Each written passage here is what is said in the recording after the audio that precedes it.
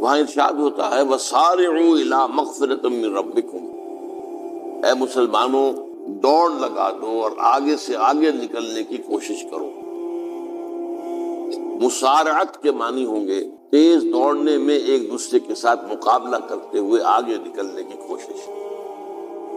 سارعوا الی مغفرۃ من ربکم، اپنے رب کی مغفرت کی طرف دوڑو اور دوڑ میں مقابلہ کرو، ایک دوسرے سے آگے نکلنے کی کوشش کرو۔ وجنت، اور اس جنت کی طرف دوڑ لگاؤ، عرضها السماوات والارض، جس کا پھیلاؤ آسمانوں اور زمین جتنا ہے۔ اعدت للمتقین، وہ تیار کی گئی ہے، سجائی گئی ہے، اسے پورے اہتمام کے ساتھ تیار کیا گیا ہے اہل تقویٰ کے۔ ان اہل تقویٰ کے کچھ اوصاف کیا ہیں؟ الذین ينفقون فی السراء والضراء، وہ لوگ کہ جو خرچ کرتے ہیں، مراد ہے اللہ کی راہ میں، اور اللہ کی راہ میں خرچ کرنے کی دو مدیں ہیں۔ اللہ کی رضا کے لیے اس کے بندوں میں سے جو محتاج ہوں، جن کو کوئی ضرورت لاحق ہو، ان کی مدد کرو، یتیم ہوں، بیوائیں ہوں، مسکین ہوں، کوئی قرض تلے دب گئے ہوں، وہ سب کے سب اس میں آ جائیں۔ لہذا دوسری مد کیا ہے؟ وہ ہے اللہ کے دین کے لیے خرچ، دین کی تعلیم و تعلم کا کوئی نظام بنانا، پھر یہ کہ دین کو دوسروں تک پہنچانا، اس کے لیے سارے ذرائع جو بھی کسی زمانے میں ابلاغ کے موجود ہوں ان سب کو استعمال کرنا، اس کے لیے خرچ درکار ہے۔ بہرحال میں اس عرض کر رہا تھا کہ یہ دو مدیں ہیں خرچ کرنے کی۔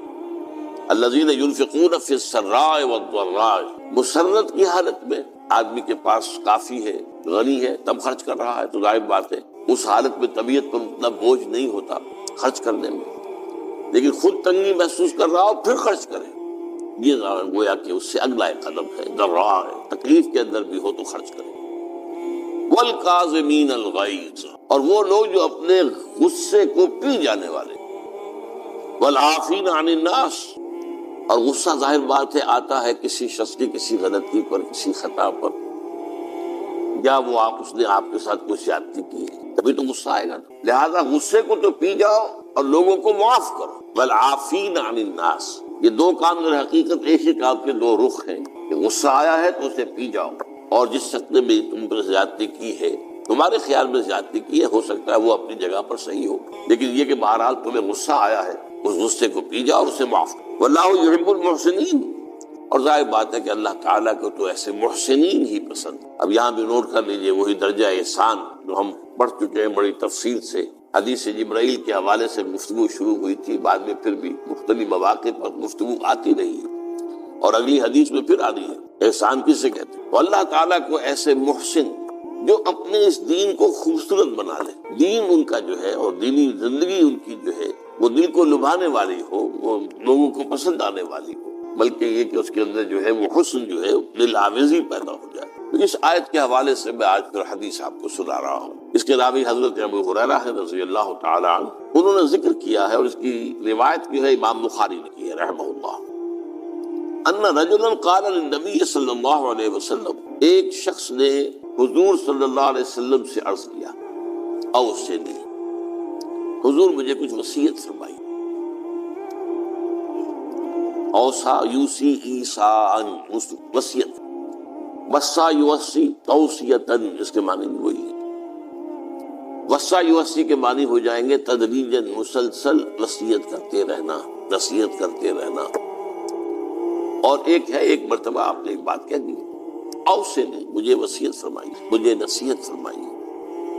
قال لا تغضب، آپ نے ایک ہی بات فرمائی، غصہ نہ کیا کرو، مغلوب الغضب نہ ہو جایا کرو، کہ غصہ آئے اور تم پر چھا جائے، تمہارے اوپر اپنا غلبہ کرو۔ فردد مرارا، اب اس شخص کے دل میں شاید کوئی اور بات تھی، اس نے پھر پوچھا، اوصنی حضور، بس کیجیے وصیت۔ آپ نے پھر فرمایا لا تغضب، پھر پوچھا، وہ تکرار کرتا رہا اور حضور نے بھی ہر مرتبہ وہی بات کی۔ اب اس سے اندازہ ہو جاتا ہے کہ یہ بات کتنی اہم ہے۔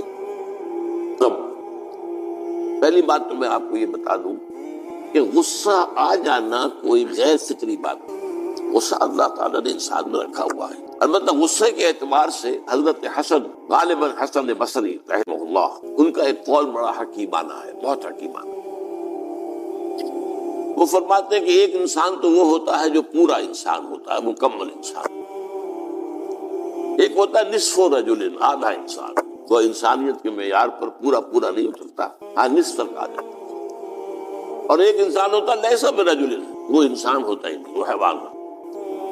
پورا انسان وہ ہے جسے غصہ دیر میں آئے اور جلدی رفع ہو، اور آدھا انسان وہ ہے جسے غصہ جلدی آئے لیکن جلدی رفع بھی ہو جائے، یا دیر میں آئے اور دیر میں رفع ہو. یہ دونوں برابر ہو جائیں گے. جلدی غصہ آیا جلدی ختم بھی ہو گئے، دیر میں آیا دیر لگا دی جانے میں بھی.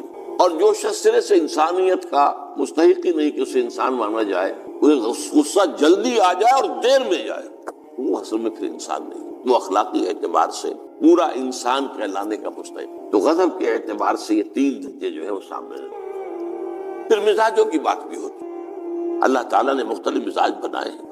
بعض طبائع کے اندر جمال کا عنصر زیادہ ہوتا ہے، جمالی شخصیت، خوبصورت شخصیت طبعا. بعض جلالی مزاج کے لوگ ہوتے ہیں، ہمارے بزرگوں میں بھی ہوتا ہے، دیندار لوگوں میں بھی ہوتا ہے، یہاں تک کہ نبیوں میں بھی. حضرت موسیٰ علیہ السلام جلالی طبیعت کے آدمی. آپ کو معلوم ہے اس کے واقعات تو ہمارے سامنے ہیں جو قرآن میں موجود. ایک قبطی کا اور ایک اسرائیلی کا جھگڑا ہو رہا تھا. اس اسرائیلی نے مدد مانگی تو حضرت موسیٰ نے ایک مکہ لگایا ہے اس قبطی کو اور اس کی جان نکال دی. تو ان کے غضب کا، ان کی جلالی طبیعت کا یہ حال. اور اس کا سب سے بڑا نقشہ جو قرآن مجید میں آتا ہے کہ جب اللہ تعالیٰ نے جب ہجرت ہو گئی اور مصر سے حضرت موسیٰ علیہ السلام اپنی قوم کو لے کر، بنی اسرائیل کو لے کر نکل آئے، دریا یا سمندر بھی اللہ نے پار کرا دیا، سمندر کو یا دریا کو پھاڑ کر. اس کے بعد وہ مرحلہ آیا کہ انہیں اب شریعت دی جائے، اس لیے کہ اصل میں ہجرت کے بعد پھر شریعت آتی. ہجرت سے پہلے کا وقت جو ہے وہ تو ایک کشاکش کے اندر گزرتا ہے. جیسے کہ 12 برس حضور کے مکے میں ہے، ایک کشاکش ہے جسے ہم عام طور پر کشمکش کہہ دیتے ہیں. ایک سٹرگل ہے، اس میں مصیبتیں ہیں، تکلیفیں ہیں، مارے کھائی جا رہے ہیں وغیرہ وغیرہ. تو ہمیں کسی تفصیلی شریعت کے لیے جانے کا موقع نہیں تھا. نماز بھی جا کر 5 وقتہ جو ہے وہ سن 1190 میں فرض ہوئی ہے، یعنی آپ سمجھئے کہ ہجرت سے 1-1.5 سال پہلے. اس کے علاوہ زکوٰۃ کا کوئی نظام ابھی باقاعدہ کہ یہ اتنے میں سے اتنا کوئی نہیں. ہاں عام طور پر لفظ زکوٰۃ استعمال ہوا ہے. اپنے مال کو پاک کرو، پاک کرتے رہا کرو، مال میں سے صدقہ خیرات نکالتے رہا کرو، اس سے وہ مال پاک ہو جاتا. تو اسی طریقے سے جو ہجرت آئی حضور پر، جو ہجرت کے بعد شریعت نازل ہوئی مدینہ منورہ میں. اور دورہ ترجمہ قرآن میں یہ بات واضح میں کر دیا کرتا ہوں کہ اس شریعت کا بلو پرنٹ جو ہے، یہ لفظ آپ میں سے بہت سے حضرات جانتے ہوں گے، کوئی عمارت بنانی ہو تو اس کا جو نقشہ بنتا ہے پہلا وہ ایک نیلے کاغذ پر بنتا ہے، بلو پرنٹ. تو بلو پرنٹ جو ہے اس شریعت محمدی علی صاحب الصلاۃ والسلام کا، وہ سورہ بقرہ میں تیار ہوتا ہے. پھر اس میں جو تفاصیل کے اور پورے جو خد و خال آئے ہیں وہ پھر سورہ نساء اور سورہ مائدہ اس کی تکمیل کی شروع. بہرحال جب حضرت موسیٰ کو ہم اللہ تعالیٰ نے طلب کیا 40 دن کے لیے کوہ طور پر، اس کو ہم چلا بھی کہہ سکتے ہیں، 40 روز کی اللہ تعالیٰ نے ان سے ریاضت کروائی، مشقت، روزہ اور یہ کہ عبادت اور ذکر الہی. اس کے بعد انہیں اللہ نے تورات عطا فرما دی. اس میں آپ کو یاد آ جانا چاہیے حضور سے بھی قرآن مجید کے نزول سے قبل اسی طرح کا معاملہ غار حرا میں آپ کی جو خلوت گزینی ہوتی تھی اور وہاں پر جو بھی آپ اب کیا عبادات کرتے تھے یہ ہمیں معلوم نہیں ہے، لیکن یہ ہے کہ عام طور پر جو محدثین نے کہا ہے کان صفت تعمدہ فی غار حرا التفکر بالاعتبار، غور و فکر کرتے تھے یہ کائنات کیا ہے، کیا اس کا نظام ہے، یہ معاشرہ ہمارا کدھر جا رہا ہے، یہ خرابیاں کیوں بڑھ رہی ہیں، یہ کیوں انسان کا خون کرتا ہے، یہ کیا بات ہے، یہ کیا وجہ ہے کہ کچھ لوگ بھوکے مر رہے ہیں اور کچھ لوگ جو ہے ان کے پاس بہت دولت جمع ہو گئی. یہ غور و فکر جو ہے تو یہ آپ کا رہا ہے بہرحال. لیکن یہ کہ تخلیہ اور غار میں آپ کا قیام یہ اپنی جگہ پر ثابت ہے.